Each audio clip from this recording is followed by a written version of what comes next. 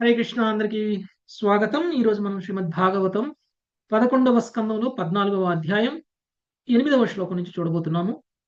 ఈ అధ్యాయం వచ్చేసి ఉద్భవ గీతలో భాగంగా ఉద్ధవుడు అడిగినటువంటి ప్రశ్నకి శ్రీకృష్ణ భగవానుడు సమాధానం చెప్తున్నారు. ఉద్ధవుడు ఏమని అడిగారు అంటే అత్యుత్తమమైనటువంటి యోగ పద్ధతిని వివరించండి అని అడిగారు. అది ఎలా అడిగారు? బ్రహ్మవాదులు అనేక రకాలైనటువంటి విధానాలని పాటిస్తూ ఉంటారు.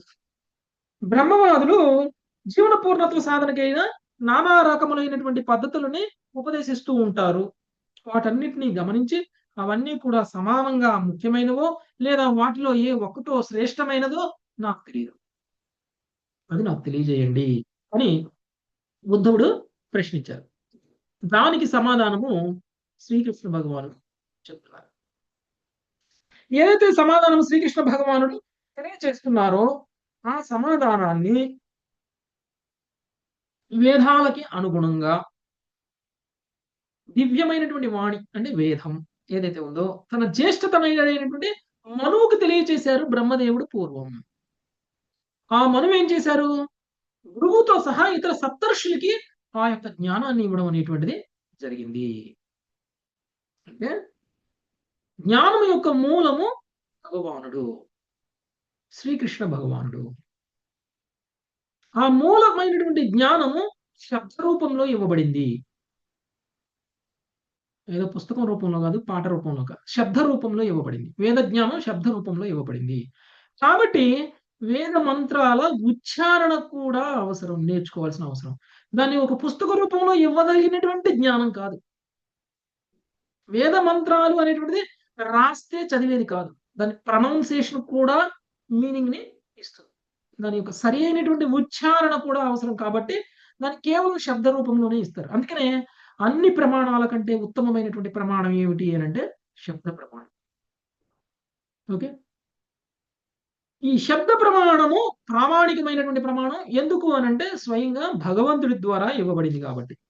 దీన్ని సప్తర్షులకి ఇస్తే ఆ సప్తర్షులు దాన్ని తరువాత తరాల వారికి అందించారు.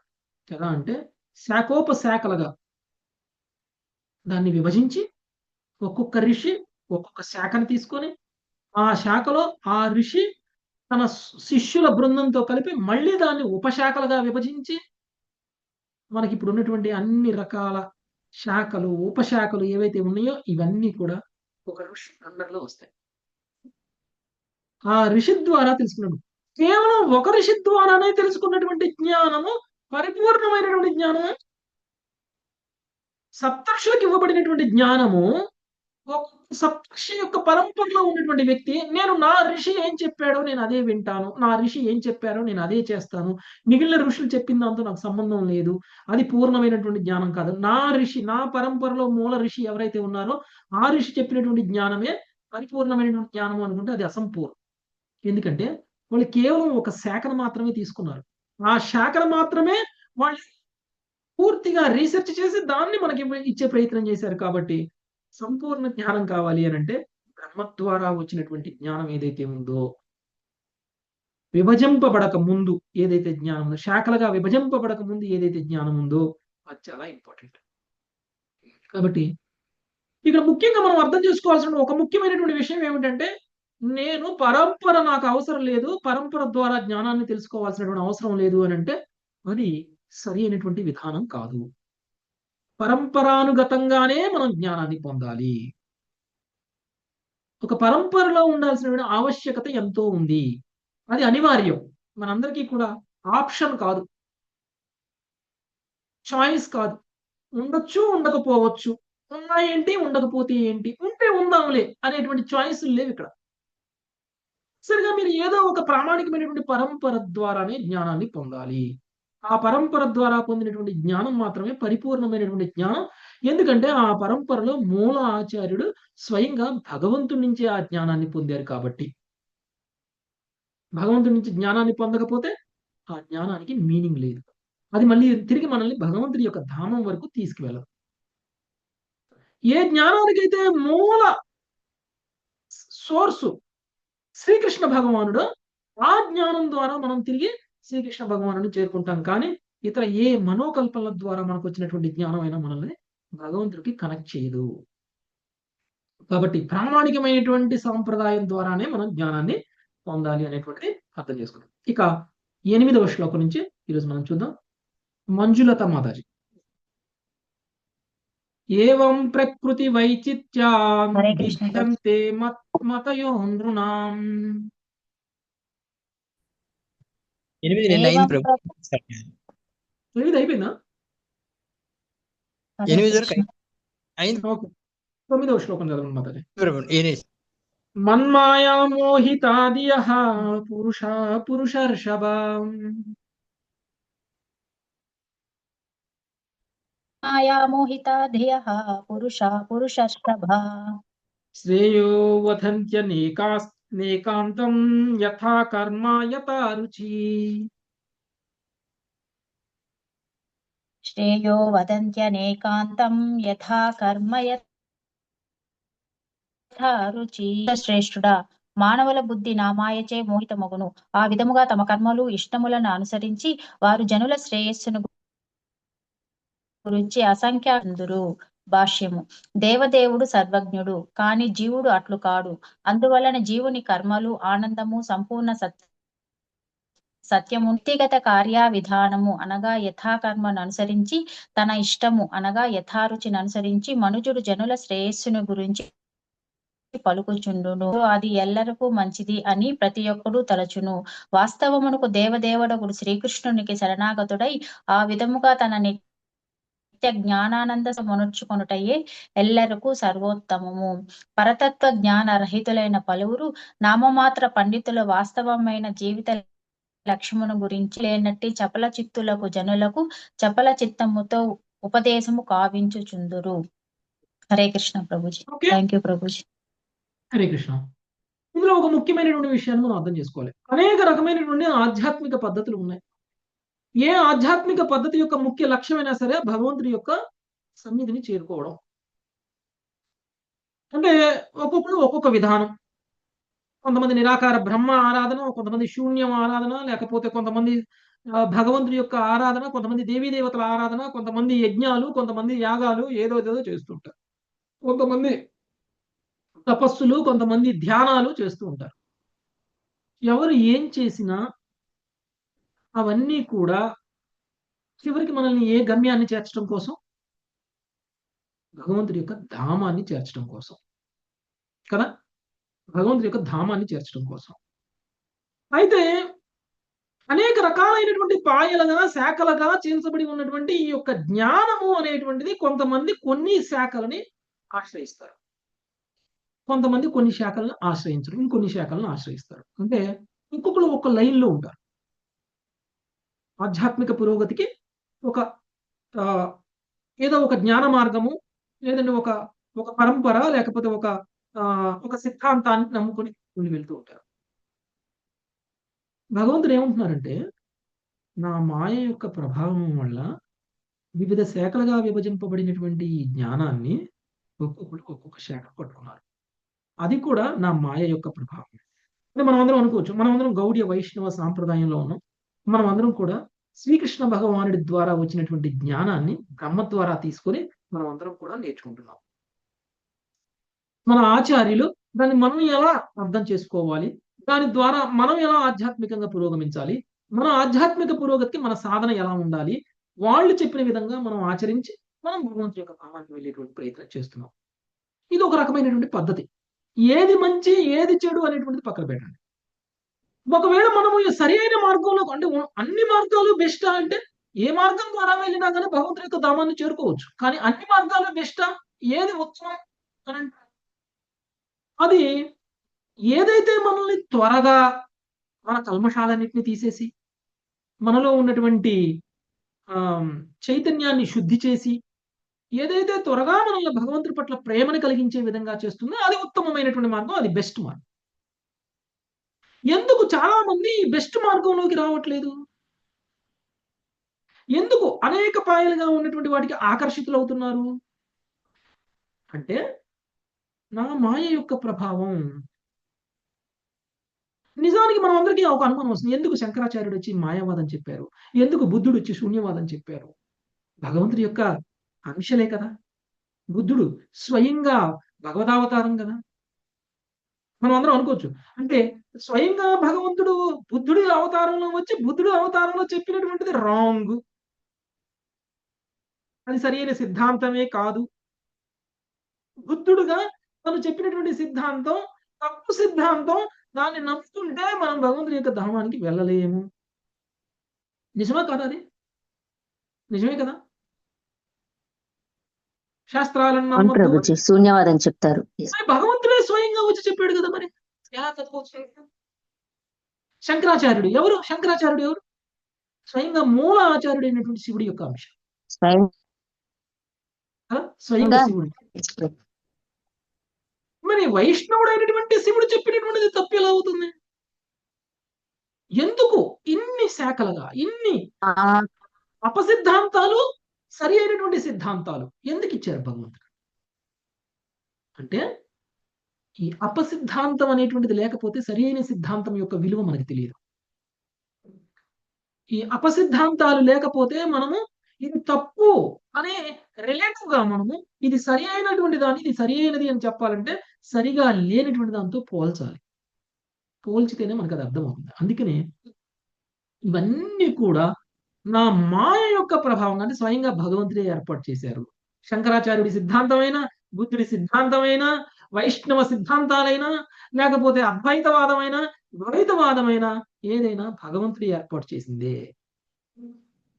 సరి అయిన మార్గంలో రావడానికి మనకి పరీక్ష కదా. మనం సముద్రం ఈదాలి. సముద్రం అంతా ఈది అవతల ఒడ్డుకి చేరుకోవాలి. ఇదే ఆధ్యాత్మిక జర్నీ అంటే. దూకేస్తాం సముద్రంలో. ఎంతవరకు గ్యారంటీ ఉంది మీరు అవతల ఒడ్డుకి చేరుకుంటారు అని?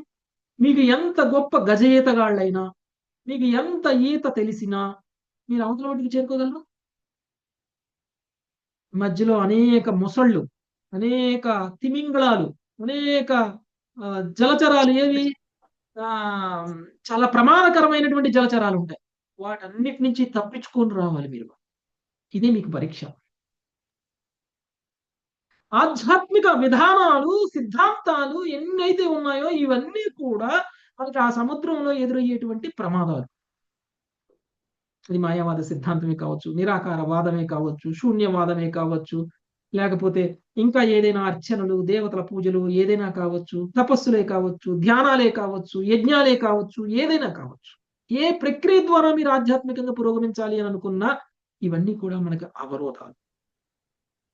సరి అయిన మార్గంలో ప్రయాణం చేసేటువంటి వ్యక్తికి ఇవన్నీ కూడా అవరోధాలు. అందుకే చైతన్య చరితామృతంలో చెప్తారు, మీరు ఆధ్యాత్మికంగా పురోగమించాలి అనుకున్నప్పుడు ఇతర ఆధ్యాత్మికంగా పురోగమించేటువంటి సాధన ప్రక్రియలు ఏవైతే ఉన్నాయో అవన్నీ కూడా తిమింగళాలు లాంటివి.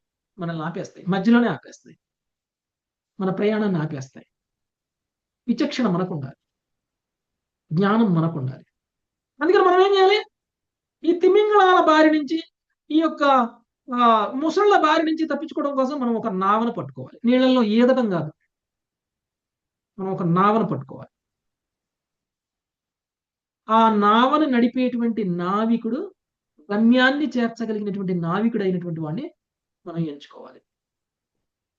ఆ నావను పట్టుకోవాలి. ఆ నావ ఎక్కి కూర్చుంటే సేఫ్. మనం ఏ తిమింగళం నోట్లోకి వెళ్ళము, ఏ ముసలి నోట్లోకి వెళ్ళం, ఏ జలచరం నోట్లోకి వెళ్ళం. చాలా సేఫ్ గా ఆ నావని నడిపేటువంటి వ్యక్తి మనల్ని అవతల గమ్యానికి తీసుకువెళ్ళగలగాలి. అంటే ఎక్కినటువంటి నావ సరి అయినటువంటి నావ అయి ఉండాలి. ఆ ఎక్కినటువంటి నావ యొక్క నావికుడు సరి అయినటువంటి నావికుడు అయి ఉండాలి. ఆ నావే ఇస్కాన్. మనం అందరం ఎక్కి కూర్చున్న నావ ఇస్కాన్. ఆ నావకి నావికుడు ఎవరండి? ప్రభుపాద. శిల ప్రభుపాదుల వారు నడిపేటువంటి ఈ నావలో కూర్చుంటే మనకి ఏ తిమింగళం భయం లేదు, ఏ ఇతర శాస్త్రం భయం లేదు, ఏ ఇతర సిద్ధాంతాల భయం లేదు, ఏ సిద్ధాంతం ఎక్కడ మనల్ని పట్టుకుని వెనక్కి లాగుతుందో అనే భయం లేదు. ఎందుకంటే మనం దృఢంగా, మనకి ప్రభుపాదుల వారు ఎంత స్ట్రాంగ్ గా ఉన్నాయండి. ఎంత భాష్యం చూస్తే మనకి శిల ప్రభుపాదుల వారు ప్రతి భాష్యంలోనూ మనకి దారి తప్పకుండా ఉండాలి అనేటువంటి జాగ్రత్తలు తీసుకొని చాలా జాగ్రత్తగా భాష్యాన్ని రాశారు. ఎందుకంటే గుణాల యొక్క ప్రభావం, స్వయంగా భగవంతుడే ఏర్పాటు చేసినటువంటి మాయ. భగవంతుడే మనల్ని దారి తప్పాలి అనే ప్రయత్నం మనం చేస్తుంటే కదా. మరి పరీక్ష చేయాలి కదా మనల్ని. మనకు అర్హత ఉందో లేదో భగవంతుడు పరీక్ష చేయాలి కదా. నీకు ఇంకొకటి వచ్చి ఇంకోదో ఆశ చూపిస్తే ఏం చేస్తావు నువ్వు? ఆ ప్రలోభాలకి లోనైపోయి నువ్వు ఎక్కాల్సిన నామని దిగి, లేదంటే చెయ్యాల్సిన సాధనని ఆపి ఇంకేదేదో చేస్తావేమో. ఒకవేళ అక్కడ ఉండి ఆగకపోతే పరీక్షలో నెగ్గినట్టు. కాబట్టి భగవంతుడు ఏర్పాటు చేసినటువంటి అపసిద్ధాంతాలు, అపశాస్త్రాలు చాలా ఉన్నాయి. ఓకే, భగవంతుడే ఇచ్చారు కదండి, అది భగవంతుడే ఇచ్చారు, ఇది భగవంతుడే ఇచ్చారు, ఇది భగవంతుడే ఇచ్చారు, ఇదే భగవంతుడే ఇచ్చారు, అన్ని భగవంతుడే ఇచ్చినప్పుడు ఏంటండి ప్రాబ్లం? ఎందుకు మేము చేయకూడదు? ఎందుకు మేము అలా ఉండకూడదు? ఎందుకు మేము ఇలా ఉండకూడదు అని మనం అనుకుంటే, సిద్ధాంతం తెలియక, సరి అయినటువంటి ఆ మార్గదర్శనం చేసేటువంటి వాళ్ళు లేక మనం ఏం చేస్తున్నామంటే అనేక అనేక మార్గాలలో ఆధ్యాత్మికంగా పురోగమించేటువంటి ప్రయత్నం చేస్తున్నాము. అదంతా మనకి మన పురోగతికి అవరోధాలుగా మారుతున్నాయి. కాబట్టి ఒకటే ఒక నావ ఎక్కండి, ఇంకా వేరే ఏ నావ అవసరం లేదు, వేరే ఏ మార్గం అవసరం లేదు. ఏంటి ఆ నావ? ఇస్కాన్. ఇస్కాన్. ఇంకేది అవసరం లేదు. ఓకే, నెక్స్ట్ 10వ శ్లోకం. శుభాంగి మాతాజీ. ధర్మమేకే యశశ్చాన్యే కామం సత్యం దమం శమం. శుభాంగి మాతాజీ. ధర్మమే కామం సత్యం దమం శమం. అన్యే వదంతి స్వార్థం వా నెట్ స్లో ఉంది ప్రభుజీ, మాతాజీ అందరూ మ్యూట్ చేయండి, శుభాంగి మాతాజీ మాత్రమే లైన్లో ఉంది. ధర్మమేకే యశశ్చాన్యే కామం సత్యం ధమం శమం. ధర్మమేకే యశ్చాన్యే కామం సత్యం దమం శమం. అన్యే వదంతి స్వార్థం వా ఐశ్వర్యం త్యాగభోజనం. అన్యే వదంతి స్వార్థం భోజనం. కేచిద్యజ్ఞం తపోదానం వ్రతాని నియమాం. కేచిద్యజ్ఞం తపోదానం వ్రతాని నియమాన్. జనులు సుఖవంతులు కాగలరని కొందరు చెప్పుదురు. యశస్సు, ఇంద్రియ భోగము, సత్యసంధత, ఆత్మనిగ్రహము, శాంతి, స్వార్థము, రాజకీయ త్యాగము, భోజనము, యజ్ఞము, తపస్సు, దానము, వ్రతము, నియమము, యమము మున్నగు వాని ద్వారా సుఖము లభించునని మరికొందరు దాని సమర్థకులు ఉన్నారు. భాష్యము. ధర్మం ఏకే అను పద సముదాయము కర్మ మీమాంసకులని పిలువబడేది నాస్తిక తత్వవేత్తలను చూడనిది, అచటి నుండి ఎవ్వరును ఇంతవరకు తిరిగి రానిది అయినట్టి భగవద్రాజ్యమును గురించి చింతించుటలో కాలంను వ్యర్థపరాదని, కర్మ నియమములను నైపుణ్యముతో ఉపయోగించుకొని సర్వదా చక్కని స్థితిలో నెలకొని ఉండులాగున సకామ కర్మలను చేయవలనని వారు చెప్పు. సంబంధించినంత వరకు పుణ్యలోకములలో కీర్తిగానము చేయబడినంత వరకు మనుజుడు స్వర్గములో వేల కొలది సంవత్సరములు జీవించవచ్చునని చెప్పదము. మైథున సుఖమును గురించి చెప్పడి కామసూత్రమనడి సారస్వతమును కోట్ల కొలది నవీన పుస్తకములను సూచించును. జీవితమునందలి నిజాయితీ అని కొందరు చెప్పుదురు.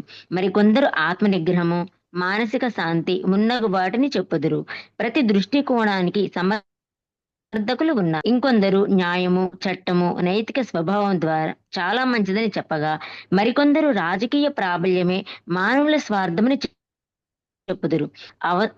అవసరమైన వారికి త్యాగమనర్చవలనని కొందరు చెప్పగా, జీవితమును సాధ్యమైనంత వరకు అనుభవించవలనని మరికొందరు చెప్పుదురు. నిత్యానుష్ఠానము, వ్రతములు, తపస్సులు మున్నగు వాటిని ఉపదేశింతురు. Thank you. అనేక రకాలైనటువంటి మార్గాల గురించి ఇప్పుడు చెప్తున్నారు. అంటే ఇంతకు ముందు చెప్పారు, నా మాయ ప్రభావం ద్వారా మోహితమవుతున్నారు. ఆ విధంగా వాళ్ళ యొక్క కర్మలు, వాళ్ళ యొక్క ఇష్టాలకి అనుసరించి వాళ్ళ శ్రేయస్సు గురించి వాళ్ళ అసంఖ్యాకమైనటువంటి పద్ధతుల్లో వాళ్ళందరూ కూడా ఆధ్యాత్మిక సాధన చేస్తున్నారు. ఏమిటి అవి అంటే, ఒక్కొక్కళ్ళు ఒక్కొక్క సిద్ధాంతం, ఒక్కొక్కళ్ళు ఒక్కొక్క మార్గం. వాళ్ళు ప్రయాణించేటువంటి ఒక్కొక్క విధానము సరి అయినటువంటి విధానము అని అనుకుంటున్నారు. కొంతమంది సమాజ సేవ చేస్తే సరిపోతుంది అని అనుకుంటారు. కొంతమంది తపస్సులు చేయాలి అని అనుకుంటారు. కొంతమంది యజ్ఞం చేయాలి అనుకుంటారు. కొంతమంది యాగాలు చేయాలి అనుకుంటారు. కొంతమంది శాస్త్రాలు చదవాలి అని అనుకుంటారు. కొంతమంది న్యాయ చట్టాన్ని నమ్ముతున్నారు. కొంతమంది ఇవన్నీ కూడా వేదాల్లో ఉన్నాయి. ఇవన్నీ కేవలం న్యాయశాస్త్రమే తీసుకుంటే ఎవరండి ఏ రీతి ద్వారా న్యాయశాస్త్రం ఇవ్వబడింది మనకి? అహల్య భర్త పేరేంటి?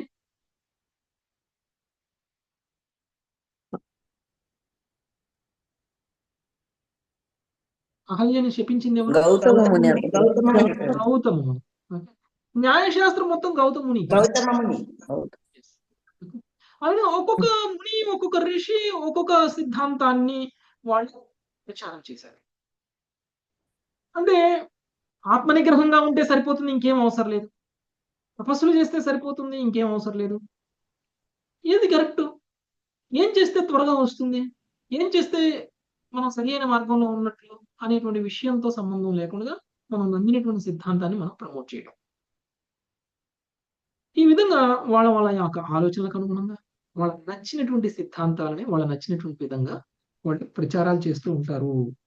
నెక్స్ట్ 11వ శ్లోకం. కొంచెం ఇంటర్నెట్ బాగున్నట్లేదు, కొంచెం స్లో వస్తుండొచ్చు అన్నమాట. దయచేసి ఒక్క సెకండ్ గ్యాప్ తోటి మీకు వినిపిస్తుంది. నెక్స్ట్ సుధీరా సునీతి మాతాజీ, మీరు చదివారా? చదివారా? ఫస్ట్ శ్లోకం మీరే చదివినట్టున్నారా లేదా? చదవలేదు. ఓకే, చదవండి. ఫస్ట్ మంజులత మాతాజీ గారు చదివారు. Okay okay. ఆద్యంతవత్త ఏవైషాం లోకా కర్మ వినిర్మితాం. ఆద్యాంతవంతం కర్మ వినిర్మితాః దుఃఖోదర్కాస్థమోనిష్టా క్షుద్రా మంధా సుచార్పితా. దుఃఖోదర్కస్తమో నిష్టా క్షుద్రమందా సుచీర్పి. నేను పైన పేర్కొనిన ఈ పురుషులు తమ లౌకిక కర్మల నుండి తాత్కాలికమైన ఫలములను పొందగలరు.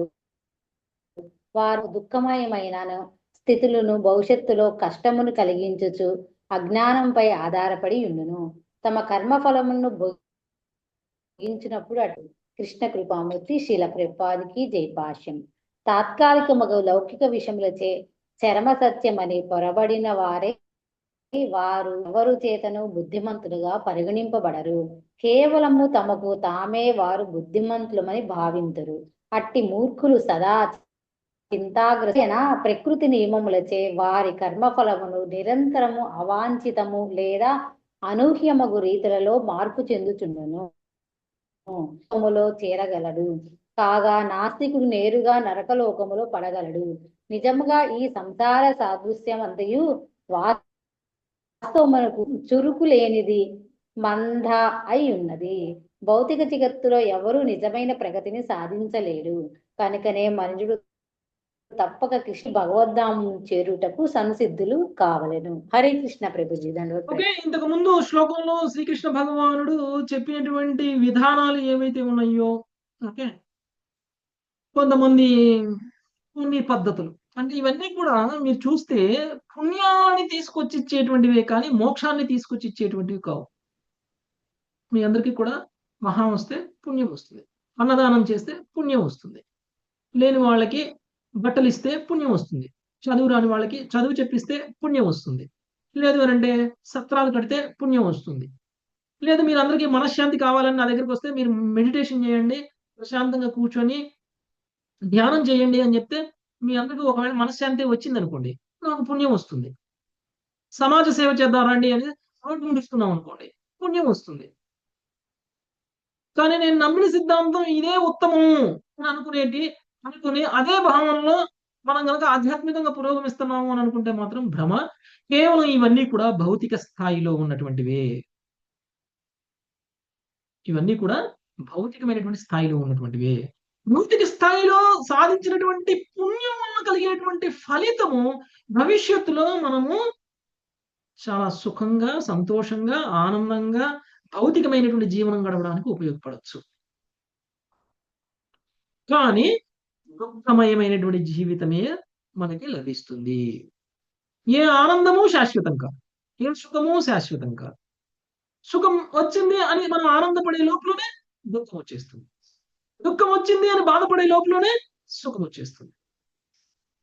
ఇవి మనం చేస్తున్నటువంటి అజ్ఞానంతో చేస్తున్నటువంటి భౌతిక స్థాయిలో చేస్తున్నటువంటి కొన్ని పుణ్యకర్మల కారణంగా కలుగుతున్నటువంటి పరిణామాలు. కాబట్టి ఇలాంటి వాళ్ళు ఈ భౌతిక విశ్వంలో ఈ విధంగా శోకతప్తులై ఉండకుండా ఉండాలి అంటే ఎవరైనా సరే భగవంతుడి యొక్క ధామానికి వెళ్ళడానికి అవసరమైనటువంటి పనులు చేయాలి. అదే నిజమైనటువంటి ధర్మం. అందుకనే కృష్ణుడు సర్వధర్మాన్ పరిత్యజ్య మామేకం శరణం వ్రజ అని భగవద్గీతలో చెప్పారు. మనం అనుకుంటున్నటువంటి అనేక శాఖలు, అనేక ధర్మాలు ఏవైతే ఉన్నాయో, ఏ మార్గం ద్వారా నేను ప్రయాణిస్తున్నానో ఆ మార్గమే నన్ను ఆధ్యాత్మిక పురోగతి తీసుకొస్తుందని మనం అనుకుంటున్నామో ఆ ధర్మాలన్నీ నిజమైనటువంటివి కావు. ఎందుకంటే ఆ ధర్మాలన్నీ మిమ్మల్ని భౌతిక స్థాయిలోనే ఉంచుతున్నాయి, భౌతికమైనటువంటి లాభాలనే కలిగిస్తున్నాయి, భౌతికమైనటువంటి సుఖాలనే ఇస్తున్నాయి, భౌతికమైనటువంటి కష్టాలనే ఇస్తున్నాయి. కాబట్టి ఆ ధర్మాలన్నీ వదిలేయండి. వదిలేసి ఎప్పుడైతే మీరు శ్రీకృష్ణ భగవానుడికి శరణు వేడతారో అప్పుడు మనకి నిజమైనటువంటి ధర్మం, ఆ ధర్మము మనల్ని భగవంతుడి యొక్క ధామానికి తీసుకెళ్తుంది. ఆ స్థితికి మనం అందరం కూడా సిద్ధం అవ్వాలి కదా. భగవంతుడి యొక్క పాదాలను పట్టుకోవడానికి సిద్ధం అవ్వాలి అని చెప్తున్నారు. నెక్స్ట్ 12 మంగతాయర్ మాతాజీ. మయ్యర్పితాత్మనః సభ్య మయ్యర్పితాత్మనః సభ్య నిరపేక్షస్య సర్వతః మయా నిరపేక్షస్య సర్వతః మయాత్మనా సుఖం యత్ కుతస్యాద్విషయాత్మనాం మయాత్మనా సుఖం యత్తత్ కుతః సాద్విషాయాత్మనాం. ధ్వంసుడకు ఉద్ధవ సమస్తమగు భౌతిక వాంఛలను త్యజించి చిత్తమును నాయందే సంగ్రమణములు అనచిన వారు విషయ భోగులను సుఖమును నాతో పంచుకొనగలరు. జై శ్రీల ప్రభుపాద భాష్యం. వేద జ్ఞానం యొక్క నిజమైన అర్థం ఈ శ్లోకమునందు వివరించి మానసిక శాంతిని, ఆత్మ నిగ్రహమును, కాల్పానిక తత్వమును సాధన చేసేటి వారులను విషయాత్మనం అని పదం సూచించను. వ్యక్తులు సత్వగుణ స్థితికి చేరినప్పటికీ పూర్ణత్వమును బడయజాలరు. ఏలయన లౌకికమైనట్టి సత్వగుణము ఉన్నది. దీనిని గురించి శ్రీ నారద ముని ఇక పలికి విన్నాను. కిం వా యోగేన సౌఖ్యేన కిం వా శ్రేయాభిరైన్యైత్య నయత్రాత్మా ప్రదో హరిః. యోగమును, సాంఖ్యమును, సన్యాస వేదాధ్యాయమును కొనసాగించు వానికైనను తను సమర్పించుకొనటకు దేవదేవుడు ఇష్టపడడు. నిజముగా పుణ్య విధియును భగవానుడు తన్ను వెల్లడి కావించుకొనున్నట్లు చేయజాలడు. భాగవతము 4.31.12. ఆధ్యాత్మిక రూపంలో ఉన్నవాడే భగవానుని పరమ దివ్య రూపముతో సాంగత్యమును నిలుపుచు ఈ శ్లోకమునందు చెప్పబడి సాంగత్యం నేర్పుటకు ఈ శ్లోకమునందు చెప్పబడిన సుఖమును అనుభవించగలడని. భగవంతుని దివ్య రూపము అనంతమగు అద్భుత గుణములతో నిండి ఉండును. అట్టి భగవనుతో కూడి ఉండు అనే సుఖము దురదృష్టవశాత్తు లౌకిక జనులు భగవంతుని పట్ల ప్రేమోన్ముఖుల కానందున అట్టి సుఖమును గురించి ఊహింపజాం. ప్రభుజీ ఓకే. విద్వాంసుడు అయినటువంటి ఉద్ధవ, ఎందుకు ఉద్ధవుని విద్వాంసుడు అని అంటున్నారంటే నీకున్నటువంటి తెలివితేటలతో నువ్వు సరి అయినటువంటి నిర్ణయం తీసుకోగలవు. ఓకే. ఎందుకంటే అనేక పాయలుగా ఉన్నటువంటి ఈ జ్ఞానము ఏ పాయలో వెళ్తే ఏ గమ్యాన్ని చేరతామో తెలియనటువంటి ఈ పరిస్థితుల్లో మనం అందరం కూడా తెలుసుకోవాల్సినటువంటి విషయం ఏంటంటే ఇవన్నీ కూడా యోగ పద్ధతులే. అంటే ఏదో ఒక విధంగా భగవంతుని చేరుకునేటువంటి పద్ధతి అని మనం నమ్ముతున్నాం. కాబట్టి ఇవన్నీ కూడా యోగ విధానాలే. ఈ అన్ని యోగ పద్ధతుల్లో సరైనటువంటి యోగ పద్ధతిని ఎంచుకోవడమే భక్తుడికి ఉన్నటువంటి పరీక్ష. ఆ పరీక్షలో నెగ్గగలిగినటువంటి సామర్థ్యం కలిగినటువంటి వాడు పండితుడు, తెలివైన వాడు. అందుకని ఉద్ధవుని ఉద్దేశించి నువ్వేమీ అజ్ఞానివి కాదు, నువ్వేమీ తెలివి తక్కువ వాడే కాదు, నీకు అంత పాండిత్యం ఉంది కాబట్టి నువ్వు పండితుడివి అని ఉద్ధవుని ఉద్దేశించి అంటున్నారు. అంటే వినేటువంటి శ్రోత ఉద్ధవుడు శ్రీకృష్ణ భగవానుడితో కీర్తింపబడుతున్నాడు. ఎలా అంటే నువ్వు సరైనటువంటి మార్గాన్ని పట్టుకుంటే ఆ మార్గం నన్ను చేరుస్తుంది, ఆ విచక్షణ ఆ తెలివితేటలు నీ దగ్గర ఉన్నాయి అని కృష్ణుడు ఉద్ధవుని ఉద్దేశించి అంటున్నారు. ఆ సరైనటువంటి మార్గం ఏమిటో కూడా శ్రీకృష్ణ భగవానుడు ఇక్కడ చెప్తున్నారు. ఇంతకు ముందే మనకి చెప్పేశారు, భౌతికంగా భోగించేటువంటి ఫలితాలను పొందేటువంటి వ్యక్తి అనుసరించేటువంటి మార్గము నా దగ్గరికి చేర్చదు, కాబట్టి నా దగ్గరికి చేర్చటానికి అనువైనటువంటి యోగ పద్ధతిని అనుసరించటానికి మీరు సిద్ధంగా ఉండాలి అని చెప్పారు కదా. ఇప్పుడు ఏం చెప్తున్నారు? ఆ యోగ పద్ధతి చెప్తున్నారు. ఏ యోగ పద్ధతి నా దగ్గరికి చేరుస్తుంది అనేటువంటిది. అది ఏమిటంట? సమస్త భౌతిక వాంఛలను త్యజించి చిత్తము నాయందే సంలగ్గపరచువాడు. మనసులో అనేక రకాలైనటువంటి కోరికలు ఉంటాయి, లక్షల కోట్ల కోరికలు ఉన్నాయి, మనసు నిండా నిండిపోయి ఉన్నాయి. ఇవన్నీ కూడా భౌతికమైనటువంటి వాంఛలు, భౌతికమైనటువంటి కోరికలు. భగవంతుడు ఏం చెప్తున్నారంటే భౌతిక కోరికలని ఆధ్యాత్మిక కోరికలతో రీప్లేస్ చేయమంటున్నారు. అంటే ఒక గ్లాసులో, ఖాళీ గ్లాసులో ఏముంటుందండి? మొత్తం గాలి ఉంటుంది. ఎప్పుడైతే ఆ గ్లాసు నింపామనుకోండి నీళ్లతో, ఏమవుతుంది? గ్లాసు నీళ్లతో నింపితే ఏమవుతుంది? గాలి పోతుంది, వెళ్ళిపోతుంది. గాలి బయటకు వచ్చేస్తుంది. గాలి వెళ్ళిపోతుంది. ఎంతవరకు నింపితే గాలి పూర్తిగా బయటకు వచ్చేస్తుంది? గ్లాస్ నిండా నీళ్లు నింపేయాలి. పూర్తిగా నింపితే అందులో ఉన్న గాలి అంతా బయటకు వచ్చేస్తుంది, వ్యర్థ పదార్థాలన్నీ కూడా బయటకు వచ్చేస్తాయి, అందులో ఉన్నాయన్నీ కూడా. ఇంకా నింపితే అందులో మిగిలిపోయినటువంటి నలకలు, లేకపోతే క్రిములు, కీటకాలు అవి కూడా పొర్లి బయటకు వచ్చేస్తాయి. ఓకే, అలానే మీ మనసులో ఉన్నటువంటి భౌతిక ఆలోచనలన్నింటినీ కూడా బయటకు తీసుకురావాలంటే ఏం చేయాలి? మనసుని ఆధ్యాత్మికమైనటువంటి ఆలోచనలతో నింపేసేయాలి. ఎంతగా నింపాలి? భౌతిక ఆలోచనలు పొర్లిపోయేటట్టు నింపాలి. ఇక భౌతికమైనటువంటి ఆలోచన అనేటువంటిదే మనసులో లేని విధంగా మనసులో ఆధ్యాత్మికమైనటువంటి కోరికలతో గనక బాగా నింపేస్తే అప్పుడు మనసు పూర్తిగా భగవంతుడి పట్లనే సంలగ్నం అయి ఉంటుంది. అంతేకాని వేరే ఏ ఇతర పద్ధతుల ద్వారా కూడా మనకి అది సాధ్యం కాదు.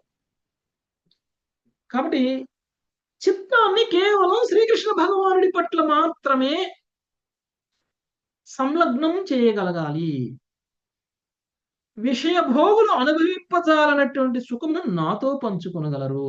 అంటే ఇంతకు ముందు చెప్పినట్లు ఎవరెవరైతే ఏ లాభాన్ని పొందుతున్నారో ఆ లాభానికి మించినటువంటి లాభాన్ని పొంది, ఆ లాభానికి మించినటువంటి ఆనందాన్ని పొందాలి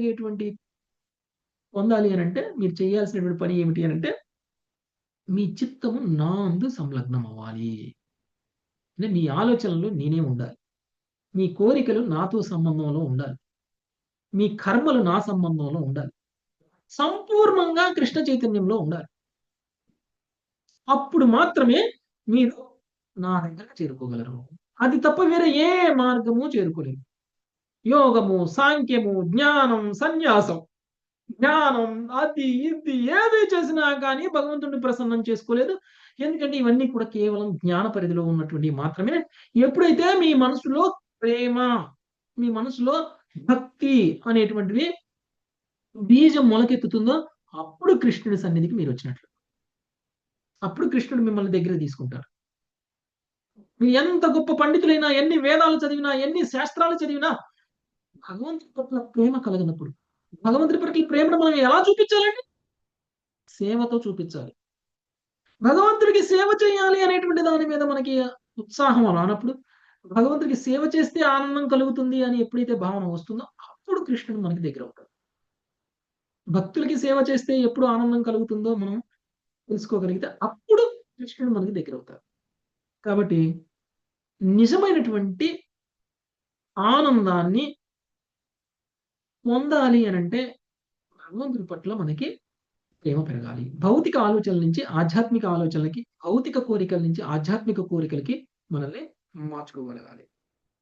శ్రీధర స్వామి చెప్పారు ఏమని? దివ్య రూపముతో సాంగత్యమును ఏర్పుచు ఈ శ్లోకం నందు చెప్పబడినటువంటి సుఖమును అనుభవించగలగని శ్రీధర స్వామి తెలియజేశారు. భగవంతుడి యొక్క రూపం ఆధ్యాత్మిక రూపం, దివ్యమైనటువంటి రూపం. ఆ దివ్య రూపంతో సాంగత్యాన్ని మనం పొందగలం. అలాంటి భగవంతునితో కూడి ఉండుట అనే సుఖము అపారమైనది. దురదృష్టవశాత్తు లౌకిక జనులు భగవంతుని పట్ల ప్రేమోన్ముఖులు కానందున వాటి సుఖముల గురించి ఊహించజాలరు. ఎవరిని భౌతిక జనులు అంటున్నారో తెలిసిందా మీకు? ఇప్పుడు సాంఖ్యాన్ని, సన్యాస జీవనాన్ని, జ్ఞానయోగ విధానాలని, ఇతర కర్మలని చేసుకుంటూ, మనం పుణ్యకర్మలను చేసుకుంటూ మనము ఆధ్యాత్మికంగా పురోగమించాలి అనేటువంటి పదంలో ఉన్నటువంటి వాళ్ళందరినీ ఇక్కడ లౌకిక జనులు అని అంటున్నారు. వీళ్ళందరూ కూడా లౌకికులే. ఎందుకు? ఎవరికైతే అత్యున్నతమైనటువంటి ఆధ్యాత్మిక లాభం రాదో, అది రావాలని ప్రయత్నం చెయ్యరో, మరి ఏ ఇతర ప్రయోజనాల కోసం పనిచేసినా కానీ వాళ్ళందరూ కూడా లౌకికులే అనేటువంటి విషయాన్ని ఇక్కడ చెప్తున్నారు. అంటే నిరాకారవాదులు స్వయంగా భగవంతుడి యొక్క ఆకారాన్ని, ఆధ్యాత్మిక రూపాన్ని దర్శించుకోవడంలో, సేవించుకోవడంలో ఉన్నటువంటి ఆనందాన్ని పొందినటువంటి వాళ్ళు కూడా లౌకికులే. మాయావాదులు లౌకికులే. ఓకే, తపస్సులు చేసుకునే వాళ్ళు లౌకికులే, ధ్యానం చేసే వాళ్ళు లౌకికులే, జ్ఞానం ద్వారా పురోగమిస్తున్నాము అనుకునే వాళ్ళు లౌకికులే, సాంఖ్యం ద్వారా పురోగమిస్తున్నటువంటి వాళ్ళు లౌకికులే. సాంఖ్యం కేవలం మనల్ని ఆత్మ అని తెలియజేస్తుంది అంతే. మనం భౌతికం కాదు, మనం ఆధ్యాత్మికం అని తెలియజేస్తుంది సాంఖ్యం. అంత మాత్రం తెలుసుకుంటే మనం భక్తులం అయిపోతామా? మనం ఆధ్యాత్మికం అని తెలుసుకున్న తర్వాత ఆధ్యాత్మిక స్థితిలో మన కర్మలు ఉండాలి, ఆధ్యాత్మిక స్థితిలో మన స్థాయి ఉండాలి, ఆధ్యాత్మిక స్థితిలో మన యొక్క సాధన ఉండాలి. మనం భగవంతుడికి సంబంధాన్ని ఏర్పరచుకుంటాం. భగవంతుడితో సంబంధం ఏర్పరచుకున్నప్పుడు నిజమైనటువంటి ప్రేమ అనేటువంటిది ఏర్పడుతుంది. కేవలం నాకు సాంఖ్యం తెలుసు, నేను సాంఖ్య యోగిని, సాంఖ్య శాస్త్రం తెలిసినటువంటి విద్వాంసుని అని చెప్పుకున్నంత మాత్రాన భగవంతుడు ఏమీ ప్రసన్నం కాదు. భగవంతుడు ఏమీ మన వైపు కూడా చూడరు. ఓకే, కాబట్టి కేవలం భగవంతుడి పట్ల సానుకూలమైనటువంటి ప్రేమ, భక్తి కలిగినప్పుడు మాత్రమే భగవంతుడు ఆదరిస్తారు. భగవంతుడి పట్ల మనకి ధామానికి తీసుకువెళ్ళేటువంటి ప్రయత్నం చేస్తారు. నెక్స్ట్ 13వ శ్లోకం శిరీష మాతాజీ. అకించనస్య దాంతస్య శాంతస్య సమచేతసః అకించనస్య దాంతస్య శాంతసః మయా సంతుష్ట మనసః సర్వా సుఖమయా దిశః. మయా సంతుష్ట మనసః సర్వా సుఖమయా దిశః. జగత్తు మొరనివాడు, ఇంద్రియ నిగ్రహముచే శాంతిని పడిసినవాడు, అన్ని పరిస్థితుల యందు సమచిత్తముగా కలిగినవాడు, నా యందు నింది ఉన్నవాడు ఎచటకేగినను సుఖమునే గాంచగలడు. భాష్యము. సర్వదా శ్రీకృష్ణుని స్మరించేడు భక్తుడు ఆ దేవదేవ్యమగు శబ్ద స్పర్శ రూప గంధ అనుభూతి పడేయగలడు. ఎవ్వని మనసు ఇంద్రియములు పూర్తిగా శ్రీకృష్ణు ఎందే సంతు అతని ఎడ ఆ దేవదేవుని నిర్హేతుక కరుణ కారణమునే ఇట్టి ఉదాత్తమగు అనుభూతులు కలుగుచుండును. కేగినను కేవలము సుఖమునే గాంచగలడు. గొప్ప ధనికుడు ప్రపంచమతటా ప్రయాణించినప్పుడు తానున్న ప్రతి చోట వసంతమగు సౌఖ్యమును అనుభవించునడి ఉపమానమును శ్రీల విశ్వనాథ చక్రవర్తి. అట్లే శ్రీకృష్ణుడు సర్వవ్యాపి కనుక కృష్ణ భక్తుని బడసిన వాడు ఎన్నడును సుఖమునకు దూరము కాడు. ఈ జగత్తులోని నామమాత్ర భోగ్య వస్తువులు సూచించును. ఇంద్రియ భోగము కేవలము మాయ యొక్క మెరుపు వంటిదే అని చక్కగా ఎరిగి ఉండును. అందువలన అట్టి వ్యక్తి ఆత్మ నిగ్రహము కలిగిన వాడు దాంతస్య తనకు కలిగిన దివ్యమగు భగవదనుభూతితో పూర్తిగా సంతుష్టుడు. మయా సంతుష్ట మనసః అయ్యుండును. ఓకే, జగత్తు యందు ఏదేనూ కోరని వాడు, ఇంద్రియ నిగ్రహం చే శాంతిని పడిసిన వాడు, అన్ని పరిస్థితుల యందును సమచిత్తమును కలిగిన వాడు, నా యందు మనస్సు పూర్తిగా సంతుష్టి చెంది ఉన్నవాడు ఎచ్చటికేగినను సుఖమునే గాంచగలడు. అంటే మనకి కృష్ణుడు కావాలి, కృష్ణ ప్రేమ కావాలి, కృష్ణ సేవ కావాలి. కృష్ణ సేవలో ఉన్నటువంటి ఆనందం, కృష్ణ ప్రేమలో ఉన్నటువంటి ఆనందం మనకి ఇంకెక్కడా లేదు. అది కేవలం నేను బెంగుళూరులో ఉంటేనే ఉంటుంది నాకు. నేను బెంగుళూరులో ఉంటే నేను కృష్ణ సేవలో ఉండగలను, లేదంటే ఇంకెక్కడికి వెళ్ళినా నేను ఉండను అనేటువంటిది ఉండదు. ఎలా అంటే ఒక భక్తుడు ఎక్కడ ఉన్నా కానీ అదే ఆనందాన్ని అనుభవించగలడు. ఎక్కడ ఉంటున్నాను అనేటువంటి దాంతో సంబంధం లేదు. నాకు కృష్ణుడితో సంబంధం కావాలి, దట్స్ ఆల్. కృష్ణుడు ఎక్కడ లేడు, కృష్ణుడు ఇక్కడ ఉన్నాడు, అక్కడ ఉన్నాడు, అన్ని చోట్ల ఉన్నాడు. కాబట్టి సంబంధం అనేటువంటిది మనం ఎక్కడికి వెళ్ళినా కానీ మనకు అది ఎస్టాబ్లిష్ అయి ఉంటుంది. కాబట్టి ప్రదేశంతో, ప్రాంతంతో, సమయంతో, సందర్భంతో ఏమీ లేకుండా, రిలేషన్ లేకుండా మనకి కృష్ణ ప్రేమను నిరంతరం ఆనందించగలం. ఒక కోటీశ్వరుడైనటువంటి వ్యక్తి ఇంట్లో సకల సుఖాలని అనుభవిస్తూ ఉంటాడు, అన్ని లగ్జరీస్ ఉంటాయి. ఒకవేళ ఇల్లు వదిలేసి ఏదైనా ఊరు వెళ్ళాల్సి వచ్చింది అనుకోండి, వేరే ఊరికి వెళ్ళినప్పుడు అక్కడ కూడా హోటల్ గది తీసుకుంటాడు. ఎలాంటిది తీసుకుంటాడు? నాకు ఇంట్లో ఉన్నటువంటి సౌకర్యాలన్నీ ఉండేలాంటి గదిని తీసుకుంటాడు. ఇంట్లో గీజర్ ఉంది, ఇక్కడ కూడా గీజర్ ఉందా లేదా? నాకు ఇంటి దగ్గర లిఫ్ట్ ఉంది, ఇక్కడ కూడా లిఫ్ట్ ఉందా లేదా? నాకు ఇంట్లో టీవీ ఉంది, ఇక్కడ కూడా టీవీ ఉందా లేదా? ఏసీ ఉంది ఇంట్లో, ఇక్కడ కూడా ఏసీ ఉందా లేదా? అన్ని సౌకర్యాలని చూసుకుంటాడు. ఎందుకు? తన దగ్గర ఐశ్వర్యం ఉంది, తన దగ్గర డబ్బు ఉంది. ఇంట్లో ఎలా సుఖంగా ఉండగలడో తను ఎక్కడికి వెళ్ళినా కూడా అలానే సుఖంగా ఉండేటువంటి ఏర్పాట్లు చేసుకుంటాడు. అలానే దేశంలో, ప్రపంచంలో ఎక్కడికి తిరిగినా తనకు అలాంటి హోటల్స్ దొరుకుతాయి, అలాంటి సుఖం దొరుకుతుంది. అలానే ప్రాంతంతో సంబంధం లేకుండా కృష్ణ భక్తుడు కూడా అదే సుఖాన్ని అలానే అనుభవించగలడు. ఎందుకు అంటే ఆయనకి ఎక్కడికి వెళ్ళినా కానీ కృష్ణుడితో సంబంధం అనేటువంటిది కోల్పోడు కాబట్టి. ఎందుకంటే కృష్ణ సంబంధం, కృష్ణ సేవ మాత్రమే ఆయనకి ఆనందాన్ని తీసుకొస్తుంది. ఆ ఆనందం తను ఎక్కడున్నా పొందవచ్చు, ఎలా అయినా పొందవచ్చు. Okay, thank you very much మాతాజీస్. ఇక్కడ ఆపుదాము. 14వ శ్లోకం నుంచి మళ్ళీ మనం రేపు చదువుకుందాం. హరే కృష్ణ. వంచా కల్పతరుభ్యశ్చ కృపా సింధుభ్యో చ పతితానాం పావనేభ్యో వైష్ణవేభ్యో నమః. పతితానాం హరే పావనేభ్యో కృష్ణ హరే కృష్ణ కృష్ణ కృష్ణ హరే హరే కృష్ణ హరే కృష్ణ కృష్ణ కృష్ణ రామ హరే రామ హరే రామ రామ రామ హరే హరే రామ రామ హరే